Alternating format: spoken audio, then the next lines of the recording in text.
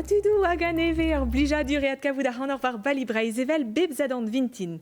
Tu chantik evo mael gwenek o tabutal un tammig an yom, evit poen emand gant telomel a yann li gourvez, penons mankon. Eh ben, matri. A ta goulouena penons yantrao. Mon a ram matre Mon a ra daoust ta bar egor var an istor. Golevo. Ya, Deskevetra ou ataou? un istor on eus pedet da zon da flapat gagno mirio, hein. Mat. Gwele defondrai don a reio Louis Elegwet. Da gonta diom divarben e leor neve, divarben istor a pardon ar folgwet. Anno a vouie, eus ar stourmou a gaz da ben e landivicho, ini ar greizen gaz hag ini ar bazen ervorel. Aion erle hag a ra un dastumad rekipeou varant da chen, evel ma tastumelot kan a oen ou pe gwerzioù, a zo bet an tolman betek plarnel da velet roger a da zeski far da gwell, un doare bouedlez gret en tiffer mandraz evo goulet e fin an abaden hag an daouat eiki bourgo hag er an tobi a vo o seni vareun var ar platoie. De de loiz elegwet, Louis elegwedat kavout ar c'hanom, penons mankon Louis. Mondara. Monara, an avezedor evit beza barek kenan var istor breiz, hag irio evo gwelet ez or stourmer ie, penki la troad, met kroget evo gant ar pez an eus kavet yann erle var ar rouedat divar o pen, Wikipédia d'or begantan, selit mad. Wikipedet, Louis Elegwet. An avezet mat e Louis Elegwet evel kelenner istor doa roniez da genta. Hag evit be a memor breizizel a bro leun zo kerra. Meur a vech o peus betro da glevet ez isplegadeno diva gemen poent eus istor breiz. Taousou se a zo bet ar berat eat dreist ar skudel. Léonard est austère, travailleur. On dit encore de lui qu'il était... A meur a leor en deus beskrivet di ar benner gevredigez ovont var ziskar. C'est-à-dire qu'il évite de parler inutilement. Irio avat e diwar pardon ar folgoat en deus behon pledi. Gwechal et e miliadou a dud eno. Irio an deiz, ne ket ken stank an dud didan ar baniello.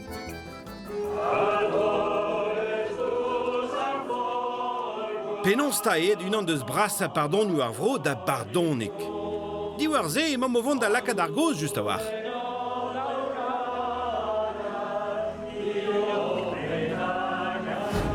Afin, pep tra zo deve a guri devel just. Petra eo tan ve mu an karet. Istor breiz pe istor broleon. Ket a bras.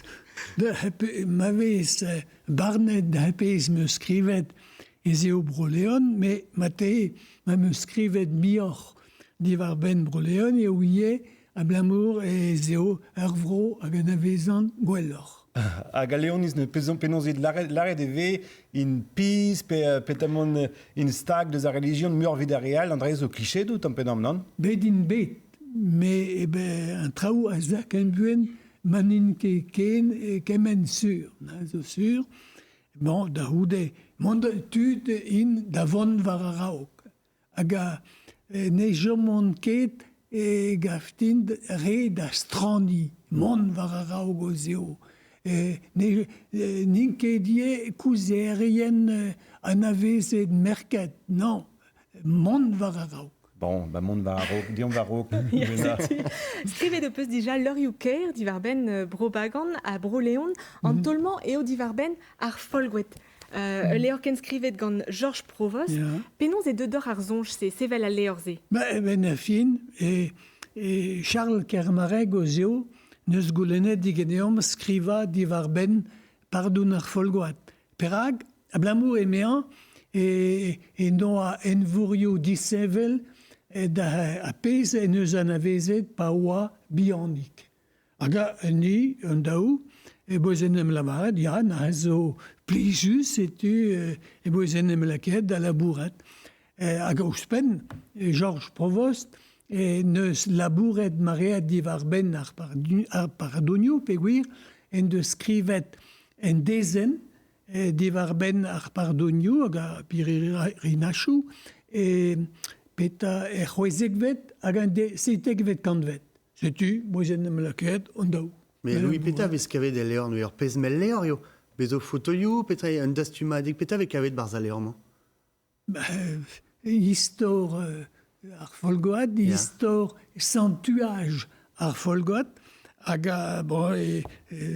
zeus bet kalza, zeus tremenet kalza draou, ar folgot, hag ouspen, neus ket bet skrivet nebeut ranker varet betegen divarben ar folgot. Ya tubus bet ar blijadur, ma eler la varet, da ziskouez mioc'h ar pez a zo bet tremenet sentu hache. Petra an avoren genta o peus pardon ar folgouet, oui. Même eus chouj da ve habet bianik. Bete moi mista c'hwer pezeistoaz. Pardon folgot hag an avedo en dra vras en bro peguir un ganet 6 km da folgot. Hag eus eam gant ar boutin evel just klevet ar en anno divarben ar pardon se, da e chouj da draou dreistol evel just, me am oket gwelet kalz a dud, betek gwelet kemendal a dud, pehoaz ar c'han, ale pet ar gwiskamanchou tout an ahe lake hanou nag ar real, da zal ar chouj da ar pez a war pardon se en dra vras kenan. Bet e oa ron an irien pardon ar bloamman e mandustu o vont da gontadiom istor ar pardon se.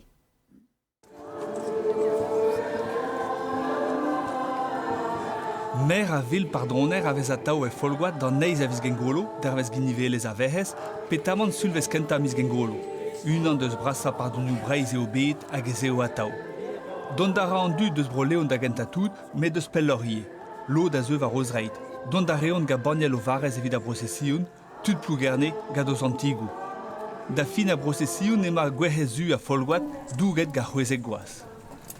En o leor var a folgoat, eskriv Loiz Elegouet a Georges Provost e vichebe deus a pardon a raog a vogen. Mogen salaun a fol, anavez ema de leon.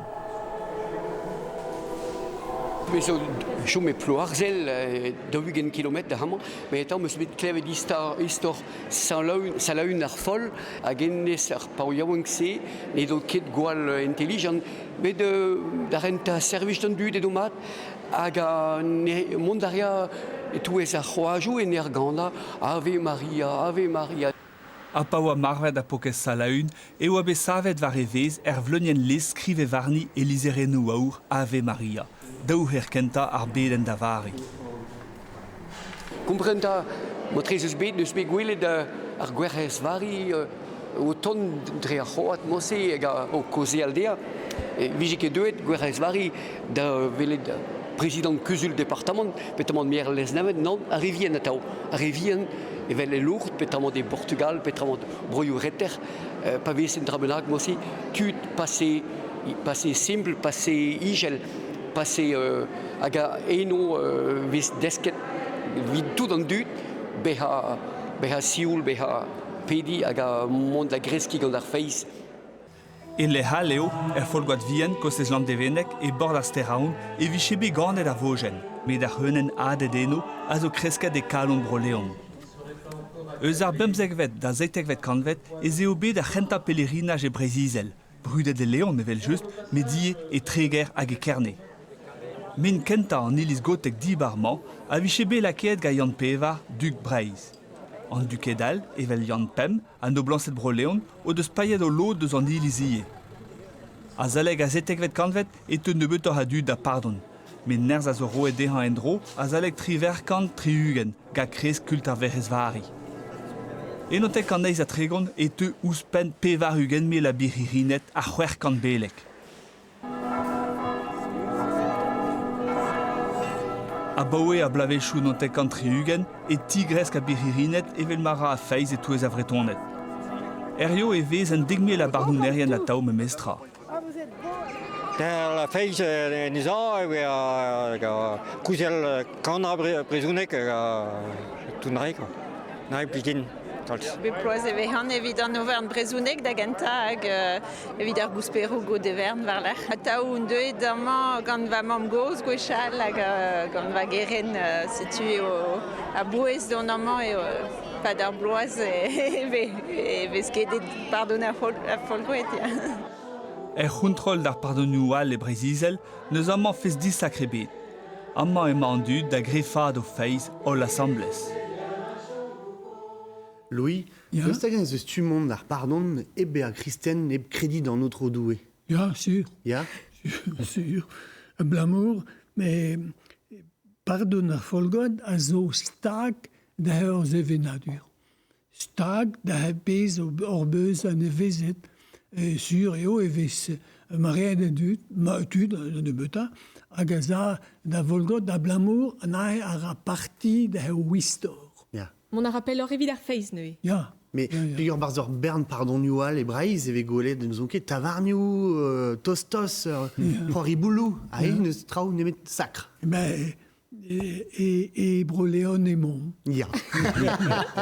Hag e Broléon, et memez, et poent zo bet da la varedeo beteg a blave chenou Hugen, mate da an anteg da han Hugen vet kanvet, ez bet c'hoariet da reliou.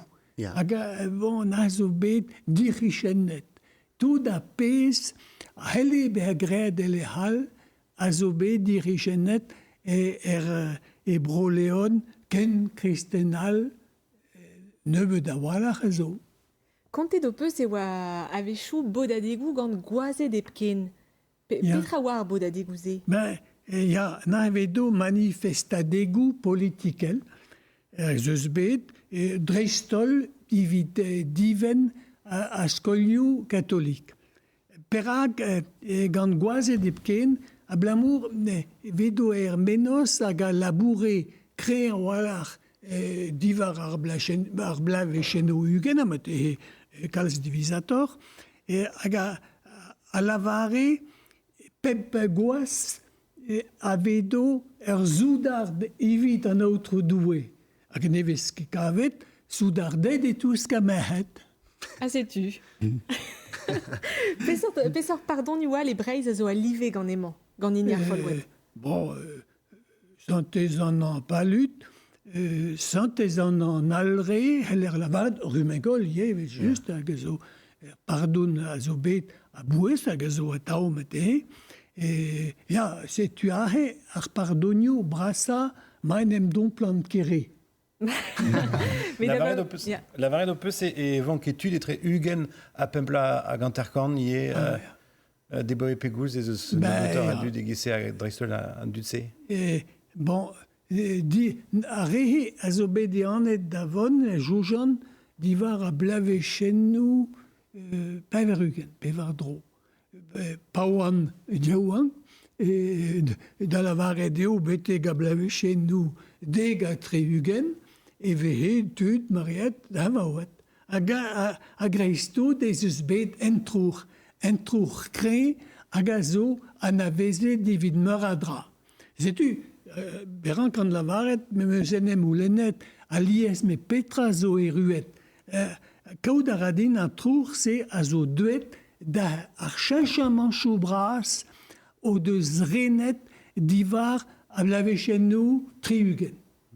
Vez gwelet ar merkou en der vezerio, ken kre e o bet ar chanchamanchou ma zio bet chanchet an dro speret doun. Mais pardon ad neveze da veler o tifluka gwech a level da skouer ini ar surferien er vrovigouden e daouvil seitek selit. Pazon kleier chapelle tronoen evit ar pardon bloaziek e veler ar barezianiz feal hag a gant ar c'hantikou o deus klevet paouan bugel, medie a bao er penat fidelet yaou ankor deud d'an Auvergne-Sul gant o flankenou.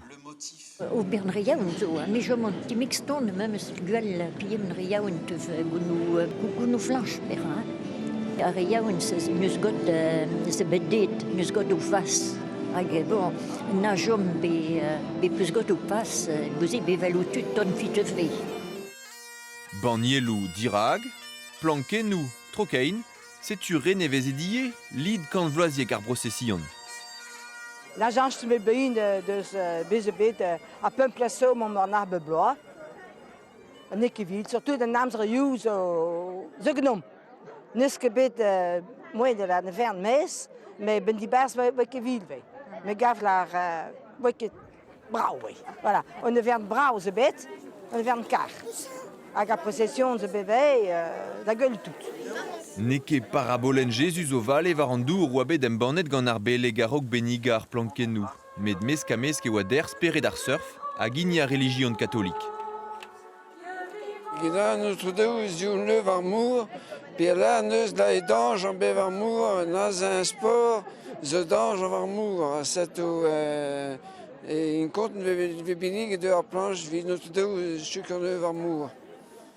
Prestik goude a lid eo et potret da merc'hed o flankenou d'an dour en dro. Eviden em gavout assemblez er gwagenou gant ur bern real a greet muor e speret frankiz bet ar mor eget eskridou a religion kristen. Et Louis Bézolier ini ar marhoutan ne kammelet, e porskaro gant ouspen 500.000 den pe c'hoazini a c'hirikampi, e malastret, petra jonji deus an dre? Kaout ar adin, pa heller rei euli wal d'ar pardoun, ar pardoun pe er manifestadeg ouz an kere pe seger implij a hel chachatut, a hel lavar e peus moto jououn e porkaro hag amañ ez vez moyen da implij ar mor, ya, moyen zeus moset da chachatut, a kaout ar adin be a santet dreistol er blamañ, ez eus folgod e touesk beleien zo ie ar youl da lakad an traoù da jinj en reitro lakom da bugale pe da grenardet yaouan nover entambale a raok erioù der folgod. Ya, an traoù el jinj mosse. Da l'ardet o sonj e vo c'hoaztut o vont da folgod ben da ugen loa? Mais ne ho ez an ket. Ne la varin, na ya, na nan, mais n'est ket impossible. Pa gitaer ar folgouet, Louis, en ur vont var zu montroulez emañ landi vicho. Hag e landi, ez eus savet ur stourm a enep ar greizen dredan dre ar gaz, a vo staliet a ben nebeut, setu ur gelaouaden gant Ron an irien a Muriel Morvan. Dek vloaso e vez e lavaret eo a Breizh e rez da veza e diouer a dredan pa vez jens klas an amzer. A blamod an drahe o doa sinet a stad a randvro Breizh em gleo tredan Breizh. En nan terloden, un an da ziko resperm tredan, un an al evit an energechou nevezi, hag an trede, ur greizen gaz da vez a savet e broleon da vez a sur da geo tredan a walar. Ur greizen e dezo total direct energi eviti da ugen milion a euroioù be ploaz e pa du gain vloaz. Kram industriez, labour douar, seveltiez, patronet ekonomiez pen ar bet a fel deho kaout ar greizen gazman. Eiz kan implij e pa da chanter. Ouspen e kavdeho ne vo ket trawal ar energechou nevezi pa vezo muur ar houlen tredan e kornog Breizh. A bou e daouvil deg avad e o savet divenerian an natur enet da rak tres kreizen gazman rak devi a reio energiez fossil. A raba sevel ur greizen e moment e meho, bremman pa lavar az kantourien e ranker teuler nebeut ar a seo daouen er. Kousta reio pevar 30 milioun euroioù, megaftin gant an archanse eviche bet gwellor isoli pe kempen antiez evit non pas produi energiez rak produi ata muior a muia a zo evidome un dra falkenan falput. Muior a energiechou nevezi a vez produet bremman ouspen. Antorioù avel e bez an briek a respunto da izoumoù departament no chou an arvor. Antorioù avel var neu e su Breizh a roio ouspen an anter deus izoumoù meurger an orian. E penal Breizh e makordevez, e tre an naonet a san nazer. Eno ez eus ur greizen glaoù da vez a seret a raok daouvil daou varnugen, nemet eviche devet traoù algati. E poenman e klask EDF devis tronkaj koat e l'er glaou eno. E sell e ma da zel meur a gant implij e mosse.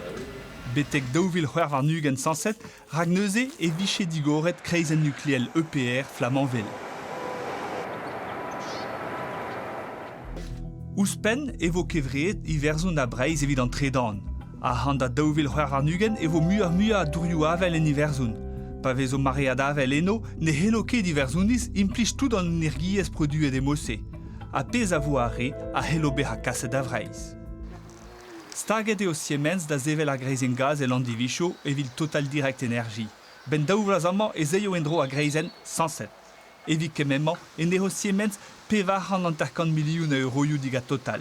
A contradre trezo a zo ie da zelher a greizenze e pa du garroaz. Evlaso e manifestare yaouan evit manedomo kere an amzer. E korf degloaz e o chinche kalz an trao. Louis daoustag ezom zo deus ar greizenze evit guir.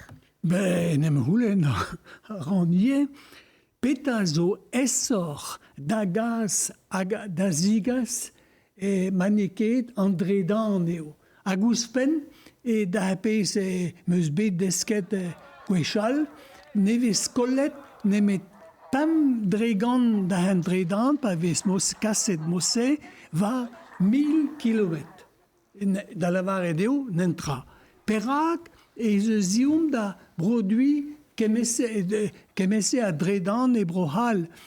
Ouspen anterkan loaso, evedo eskemou dredan, hag a zeus ataou, e tre brohal hag an Alamain, peroaz, e tre brohal hag an Italia. Kuden ebet hag an ahe hag en da la rei hoez an ket, ne gav an ket da gompren mat, perag a greistout e ze zioum da brodui mioc'h a dredan, ni a brodui traoal, amañ e reiz evez produet bepser traoù, mor, force pegemen, maïs traoal, perak amañ e breiz zioum da ober kemedal a dredan, pa hoezer evez saotret an natur, pa hoezer evez o produet da eul e milioun tonnen benag a CO2, hag a mer bemdez e memez amzer o lavaret e o red e anan da brodui CO2 a traoal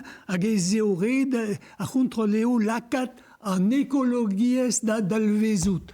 Nevez a walar so e kreiz miz even, a renta ministre a zisplege deom hag n'on ket pet hag neus implege d'ar geir ekologiez e meus kontet ouspen ugen kouich, evedo passe mal chanch an traoù war dro an ekologiez hag evedo ret lakat buan e digez an ekologiez davant war a raok. Men eke mos evez great, hag a epad an amzer se, an dud a glask lavaret an drabenag, pe a glask ober an drabenag evit chanch an traoù, a helpe ha prest la ket e prezout. Evit lavaret, evit rei skouer. Pet a rener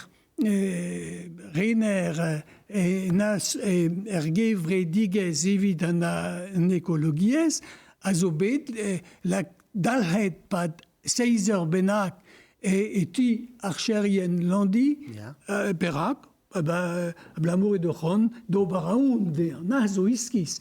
Daoude, pa dremener vro, se elier ma meur o vant da lakat var zao an usine se, e ne an erket da houlen ar garten idantelez degan dut. A peseur ergel a zo e landi Rio. Pegure emañ ar votadego o stad, pen an ol a zo a enep d'ar greizen se? Ket. Bevez tud o manifesti, e memez e blama e zeus bet mis c'hwever o spen mil, hag an dud nezeon ketout e c'hwezer a walar da manifesti. Me, bon, e loden a za, bemañ en tiker, bon, ma tehech un chon traoù war a lec'h ar votadego a zo da gaout, me a pez a hel an lavaret eo c'hoarch loaso pe dost, evedo bet start kenan an traoù. Mais kroget e ar chanter. Kroget e ar chanter. Kroget eo, da en ezinifiket, e rangmont betek pen. Kendal c'hede voir goz ma peus ront gant mael gwenek a zo tont da daputal gant gant e kroniken tabuton. Salut Maël. T'as buté des mots maintenant. Ah bah mi chance, Demal Louis. Deus a gam la fin ne zeblant ket essor stourm en eban nukleel qu'un variet gant stourm en eban usine gaz. Eo. Pegazez, fe ket gwelet kemese a dud tro dro da skouer Greenpeace hag a fe gwelet dizean en eban nukleel, on eus ar sentiment e mor an tamigou un. Ya, me a pez a eruie, na ave sklevet aliez a walar, et are zo a pennou bras, are a zo e pentou d'an traousé, hag a gwelloc'h nou pas displega ar pez e meur o c'hober. Hag an ane kemat, an dud en dervezerio de strand gouzout da bleach e meur o von, peta ze strand da ober, hag nevez ket gret a walach. Nou ket pet den eus lavaredin, me garche gouzout, me garche be a gellet eskem gant da pennou bras hag a rezo kiriek evit gouzout peta e ze strand da ober.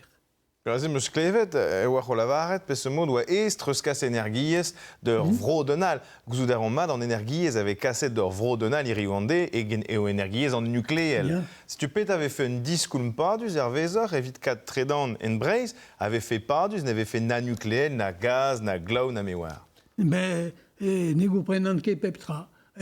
Un milliard d'euros zanno de outa. Hag a nevez so, var a hazetennou meus gwelet Siemens en eus bet ar machat evit meus ket joujre paver 100.000 ur.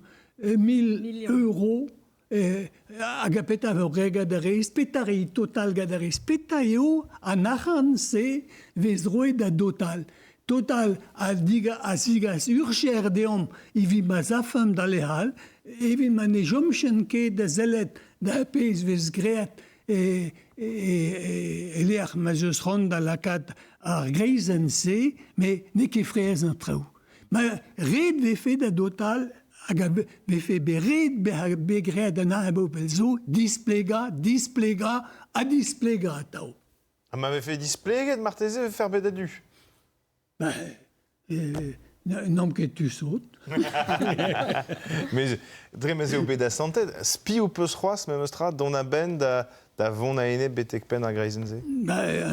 Alie, traoù zo hag a zo bet chanchet a vichou diverhat, eus ket mechou jale plogon, met traoual. Paskouer. Deus tagen, ezonj d'ar vek egret trawar var giz me begwelet e barz sujet de ronan a he war an energi choupadus, a rodouavel, a rodou moz oken a reve din d'an vor. Vek ket trawar deus oute do sonj? Bement, gad an archan a zo roet da dotal, PV a roet, hozan ket, se moyen o bar meur a dra. Leun a draou helbe a gredien e ket ne zeus ket dio ma tao vefe gret traoù bras, moyen zeus da den a gouni da mo, da an avel, da bepse ar traoù evel just. Hag a traoù an e rafen ket drouk dan dut, traoù a veche gouzan vus. Setu, pedra da dutal. Ja, men a ben, va trugaremal ken ur vechan. Kenan. Louis Ugende na dremeno dirag a lezvarn e fin mis du a blamour d'ar stompse petrave rebe chet deo egurionne. Ma meus klevet, vez tamal e deo be a bet en am lakeet var oazes varonen.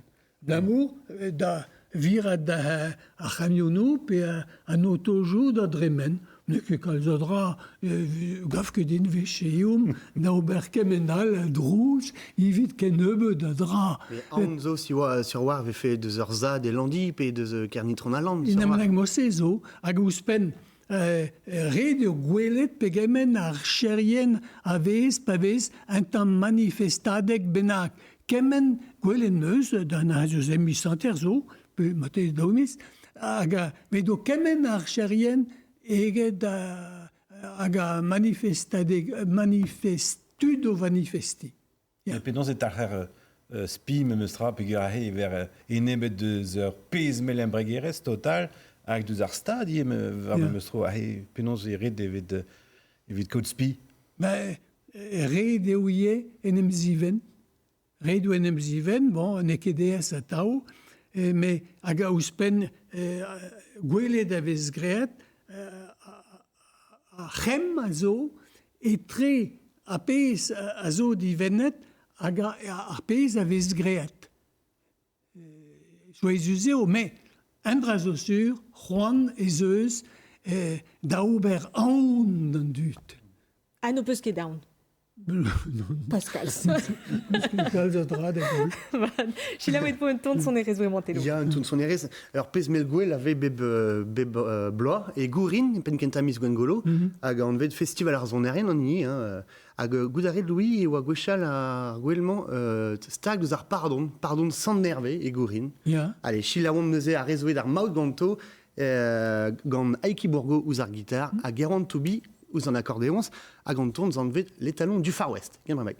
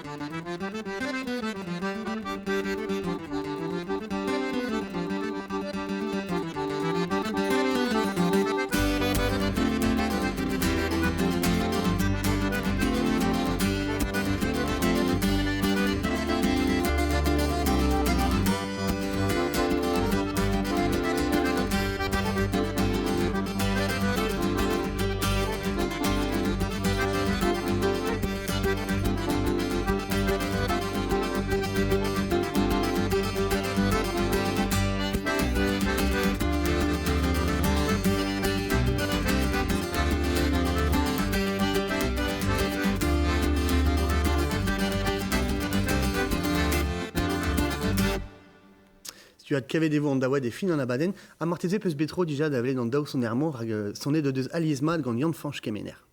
La ket e voir goz bremañ var ur stourm all an ini ave kaset da ben a enep da bon ervorel landi e landi ur vechroaz bet e oa antolagat var an dachen e daouvil pevarzek setu ar pez a oa bet gwelet at levet gant Julien Lebot a Mathieu Herry. E des skuiz a rea jo me kichen bon la ervorel landevicho. Ganto oa be anter stanket an enbraz disad an vintin. Klemar e on enep trouz a rerinij rafal. An eka klasonioù ar trouz, me an avionou. Hag non, non ket gwez a supportin a ken. Pem se un vez diouvech ar bloa e vez blenerin a rafalet o teski prada a di brada ver un douger ki rinij. Spontez eo vid an du trodro. Als we frappa da pat don pa la mise no steise we hen hob trouze mai. E ke wena guske ken. C'est une mais je pas de message. Choual a résolution toi droit de lorsqu'on est tranquille frappa de message. Mais oui, we ho ke faire. Ah oui, on voilà. Hein ben pas wel ça hirinige civil e basi si hopen we ho ke klevet ak zo dikwish punero hidarema. Hein mais comprendre que je que wena la kada pour les champs de serment. Amiga ma sam gava otto e perché min rus ba kirlandi ba wala me va bermi di ganena la ke bandul quello rio eno berer kentor a kon la are Commandant Narbonne a lavar e reon strifou, da ugen dregan deus ar pleustradennou trouzusta, avez grit bremañ en orian a gistre dreistol. Nous e Louis Andraze awa e daouvil pevarzek daoustaga e ya gwellor an traoù bremañ. Ne ket, an traoù a zo demevel kemen a drous a zo a blamour e ba neve an ket silawet hag a kaout a radin an officerien. Bon, chanch a helon traoù bien. A politikerien, no deus ket a c'hoant doun da chanch an traoù. A pez hel chanch an traoù a zo ar justice. Setu boz gred en doser evit kas an aferse dirak peta difenner an droajou pe ar gwirioù. Jacques Toubon. Jacques Toubon. Bon, en doser a zo bet la roet deo da naz eus dija c'hwer pe zeiz miso, me mat e jench an traoù, mat. Man ne jench ket an traoù bo e chouj. Mais no deus ket responte dare. No deus ket responte da. Yo, beban amzer e pelgomz an deo evit gouzout panaosema an traoù, me betegen ne la varon na ya nanan. Me da houde e bo e chouj mont dirak beta les varn europeanek ar gwirioù, quoi, ya ar gwirioù. Hel on chanch traoù. Mais neket justice ou bien eo hag a helober blamourama e mom dirak an armée hag an azo en aferal. Mate e elfen len en desten ver Bertré eo bet skrivet gant e commissaire en klasker e pa zo bet divizet digaz deom ouspen rafalet. An destense, a zo bet skrivet gant e commissaire, ne ket forspiou, e blaves 1900 a pa verugen. Bet doun bet, eme a commissaire, bet doun bet en anti hag a zo 300 bennak eus leuren sevel a chirinich. Gwelet an meus 3 avioù o sevel. Bezeo endra skrijus, spuntus a dihouz anvus. Dibosu beodin gelout kaout kaos, eus an den a zo em hichen, kemen a drouz a zo. Re de mont varleach, evit kompren petra a rang an dud se gouzan. Non ket souezet e yafetu da zot, o klevet kemedal a drous. Me, meus ket ezom da la varet, e me hoas a commissaire en klask, e ze deuet niverus kenan an dud, o chom var vord ar vazen da glem krak a ber. Nous e mor c'hwi président na ar gevredigez a stour maenet ban trousse, hag e mor var an tach bemde evit ober vardro? Oh, pas bemdez, mais... Mais klevout a rid ar ririnij... Klevet a ran, hag enem houlen a ran, peta heller ober, penan ober, evel just, ne mont ket va unan, ne mont ket o labour a divit va unan, mais bez eus tu pa vez kalz a drouz, hag a bel gomz din, hag a da real, o lavaren, mais grid en drabenag, ne ket posub, e pat fe traoù mose. Setu, bon, nazo ie, guden. Hag a nivos gred en trafal bet, e vrose ne reom nemet la bourrat, Me pe a dra da dreid a zo. Perag, e veche digase kalz a drouz, hag a guden ou diom red o din la varet hoas, trous gred gant an avionou, e daoud e ouspen, e zeus ron digez en usine deom an e rio nemet droug deom, hag endral, e kichen an usine se, e tremen an entiz, aga zigas ie ar sklavezet dan e beta. Daoust hag c'hwi a neuze o peus pi justice. Zénier. Ja, ben, rusament. Mais an draze hag emer amzer. Hag emer amzer. Ja, mais ar vazen a zo c'hobat trouz deom a baoe anterkan loas so, déjà. Setu, anterkan loas a zo a walach. Mais, mista eo ret din lavaret, a pez ar a poant deom eo a napuntegou. Da lavaret eo a peta ririnij hag a stok hag an embrepar ma kera da steki da douger avionou a zon kouit destu. Hag a reon vechou 12 bep minuten. Mais pa vez bet gouzan da ouzan o an ahepat en atterer petre arder ez moyen da von so dera. Bepzadorn Louis e ziom da... On eus rand gouzou dir hor divarben ur c'houvidi hag e ziom da velet per 100.000 pe mignonnet evit kaout eus esteni an tolman omet da velet ur mignon bras d'or selit mat. Louis zo bet ar skouer evit ome, evit ar van trao pez egur an den ken desket hag a Louis hag ken tos hag ken barreg e brozounek zo bet ar skouer evit ome, ya. Me zo bet ganta ie war dro guerre gallo-roman, ben une compétence de la romanek et Carilien, Louis Obed un édicata qui se demande, bon, niqué un édicata parce que tu as la rogue, mais et on est des quichen, c'est une qui mérite perse que non, à Gamechou Stao, Louis dans la Varidine, Carilien, mais chez Bête, ben, Green Vardro Carilien, la pointe mat, quoi. Mais chez Bête, Brao, et Pompéi, c'est une, bon, qui avait disparu. Quand on lance, ouais, revu de matin, quoi. Mais bon, donc, c'est sûr, mais c'est Brao et Pompéi, mais bon, Guireo, Bertrau, zo bet Colette, zo Dipitus Bras. Louis Cavet de peus Pompéi et Breiz, hag pelerman Pompéi, enfin, penons Kerilien, petra peus. Kerilien, a zo var peta douaro gwine venter, hag ouspen, toast da kilometer da leer ma zo'n gandet. Mais na ne jange ket kalzadra, nemet mista, pa oan bianig hoaz, meus klevet la vare da tao, vedo bet erge ara. Namo, va familie en doa erpark, hag vedo goloet gant traou deue da vorganium, vedo anno arge arse. Setu, just, et don un tami bien, kizidikor, var pez a zel da arge arse. Aze, on eus klevet er velosek o lavar e war ur skouer evitant. Andraze neus bet lavar eder dija? Jous, o chant ket.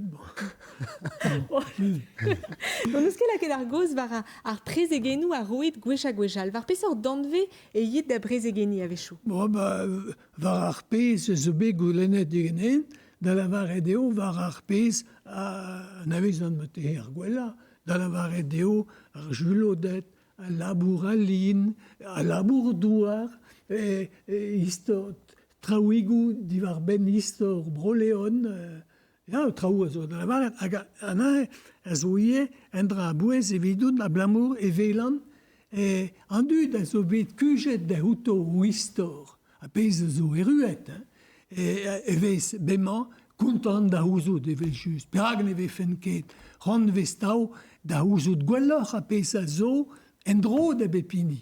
Hag mate maid poez goulennet digenen perag broleon, ben blamour, un de denet gad a pez a zo en dro din, meus ket diom d'ober 50 kilometre, evit mont da velet an drama gant draounet. Na gounnier. Matre. Bepzadorn eia Yann Erle war an dachan evit dastum rekipe oa bepseurt, setu dustu, sekret kegin.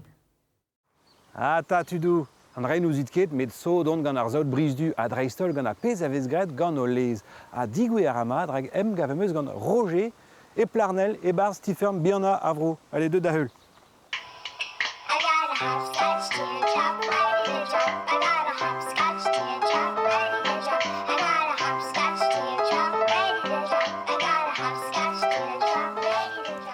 Ata Roger, penons y an trao? Yann Erle, sel tapiou. Anne-Zé, qu'est-ce que ça va, dis-moi? Mais non, mais Peler Morzauta? Ah ben, Griette à la bourre, hein, Goro est une bête déjà. Goro est une bête? Ben, ja. Nee, die vind ik dan rij. Maar plus je mon d'avel het année, oui, laisse mon, hein. Eh ben, deom d'avel, mais me beschouwen. Bon, nou, maar tre, allez. Deom d'avel daar zout. Deom, ta. Zout brise du. Ja.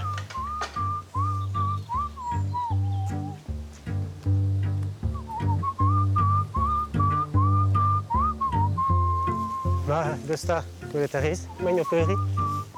Wel waar vu, hè? Ah, non, ja. On er wat. A Kerniel dus. Ja, ja, Kerniel dus. En dan is het er weer dat droog hoor.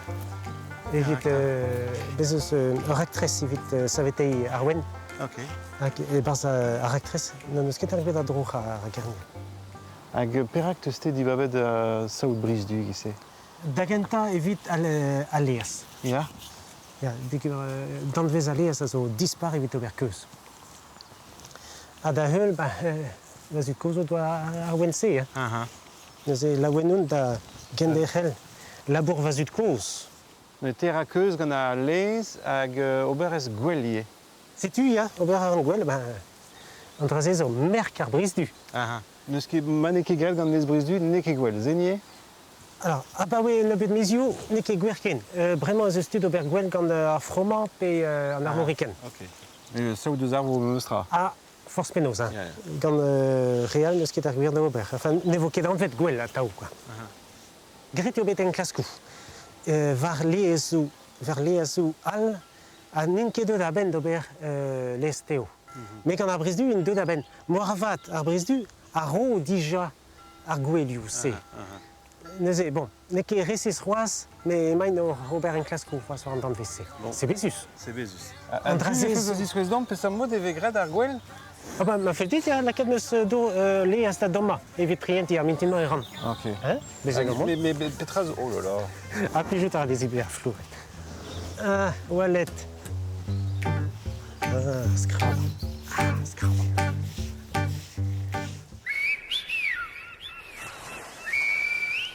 Mat. Bon, y'en a relé? Ja. Sais-tu, Tommy Wallace, morvat, on en vant da virje kad an rae. Neuze, les ar goroaden ar mintinman meus laket a virvi. Dan a beta pem a pevarugen. Neuze, lahet eo bet an ol gwellioù o zo barz, quoi. Deus a lez, pege pa vez o spenet ar gwell nevez, a rabat des an kavout real. Modal e vo beuzet gant a real. A rabat skei, na gagleiz, na gazeo. Sais-tu, prezout a sevel? Ja. Allez, savon. Doucik. Sais-tu? Pet litrad lez a zo a he? Oh, pem a tregon. Pem a tregon a meus laket. Me perag lakad a lez da yenad go debe a lakad lez da virvi? Laket o neus a domman leas. Ja. Lahet o neus an ol gwellioù a zo barz. Met evit ma ne vije kere a zo sleja amañ en air den em zi oren barz a lez, ret eo yenad buan a lez. Ok. Un an daou tre. Hein? Tac. Sais-tu, made. Made. Bon, mon ar an da gerrat ar gwell. Allez, sais-tu, andrazez zo ar gwell a zo begret. Allez, steo zo begret ar sizin vez paset.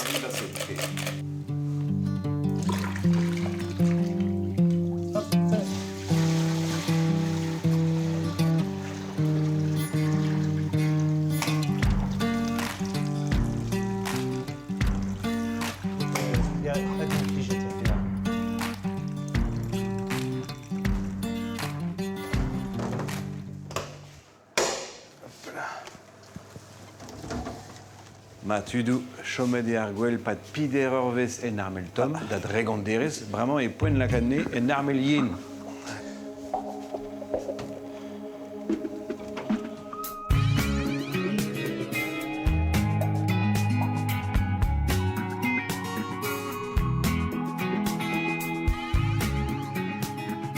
Lakad on eus an tamik kautigel lez e barz? Biz koaz ket men dal, andrazez zo mat. Eus ket kal suk me ri ar blas mat. Pegen mat, eh? Douz eo, ne ket trenk.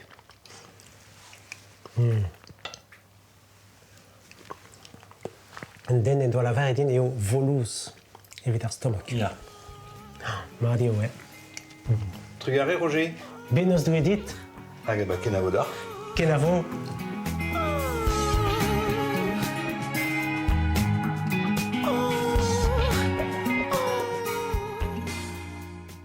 Ur geri gouspen di ben attend Roger, la varenne meus d'or, et oa attend bihan arvo hag ezeo.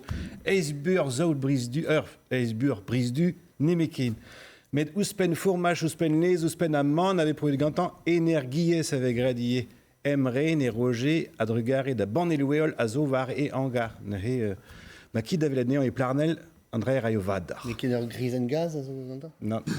Et pelerta monda gassanei fenos PN ben zizunman, c'est udeisater telo. Mais vos trousses, Fénos, et ça, en Euromax, ba Kemper. Mais trousses et braisons, nek marpluche. Pédé de zobet gant tiervo Kemper, d'austrolade au rimplijou d'oriez. Eurstrolade rock rap et en eau rap soldia, hag eurstrolade blues rock et en eau ebel électrique. Plija du rock à braison, nek.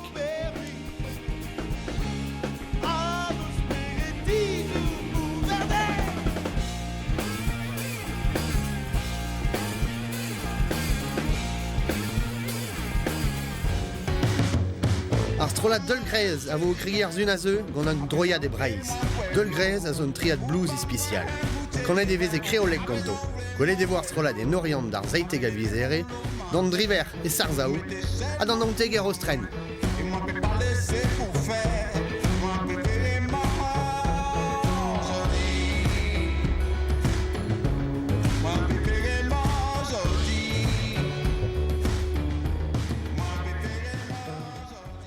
Degaz ar andor da zon, Jesus de dermezer pikol leor divar ben ar folgouet, beken skrivet gant Georges Provost hag Louis Elegouet. Louis, ur brezegen a vogagnor dizale marteze?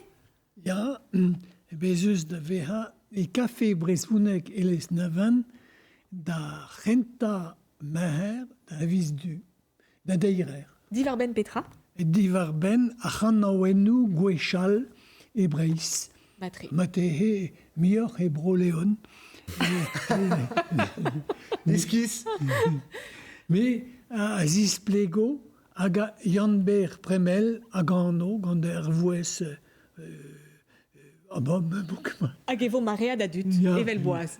Bon, matre, y'en erle? Evit sellet, hag atsellet an abadennou, France Ribreis Big FR, per orjaden YouTube.